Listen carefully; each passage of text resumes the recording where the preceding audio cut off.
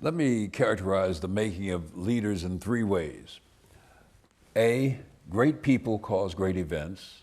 B, movements make leaders. Or C, the confluence of unpredictable events creates leaders appropriate for the times. Which of these was your path to leadership, A, B, or The C? last one. The latter. So the confluence of unpredictable events created you appropriate for your times. Okay, I was, as you know, I wasn't even thinking about myself. I was thinking of who I think great leaders are. I see myself as maybe an influential maker, but I don't know if I've been a leader. Abraham Lincoln, Mr. Obama, other people Yes, like but that. in this kind of, you're a leader, and Okay. you think your leadership role in the position you presently occupy now is a confluence of events, various things which occurred in your life and made you who you are now.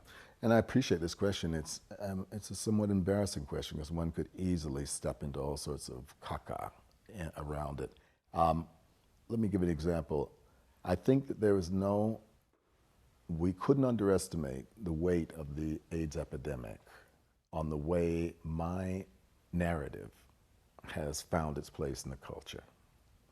For good or for bad, Arnie Zane and I being two of the first persons publicly to go forward his HIV on McNeil-Lehrer report. If any of your listeners want to look it up, it was about he died in 88, this might have been in 86 or 87, and he was public at a time when people were hiding it like crazy.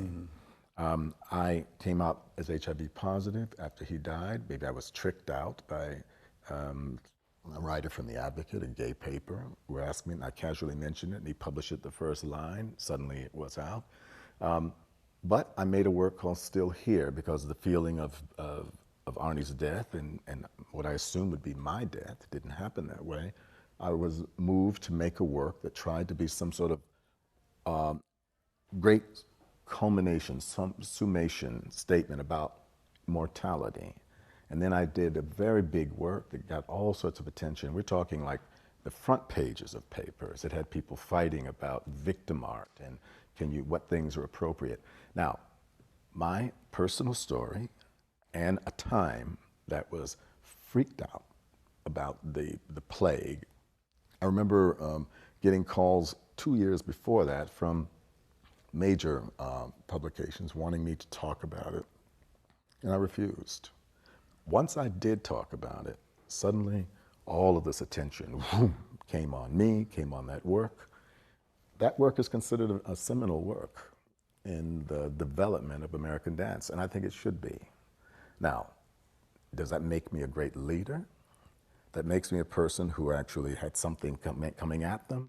They moved toward it, they did the best that they could do, and the rest is done by the culture. So that's how I answer that question, not to be in any way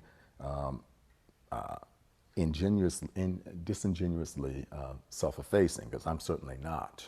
But I have enough smarts to know that sometimes it is literally the way the wind is blowing and how it catches your sails. Heroes, the same idea. People who have performed heroically. You ask them later, well, what would they say? Well, I just did what I thought I had to do at that moment. That's my understanding of circumstance and leadership in some degree. Let's hope our leaders are well prepared. Yes, I could speak the King's English. Yes, I have the twin ballast of a serious understanding of 20th century modernism, and my mother can sing a spiritual and can break your heart. So I think I know what those ingredients I put together regularly. And you have all the ingredients. I have the ingredients. In other words, you might say I'm prepared enough for what comes down the pike.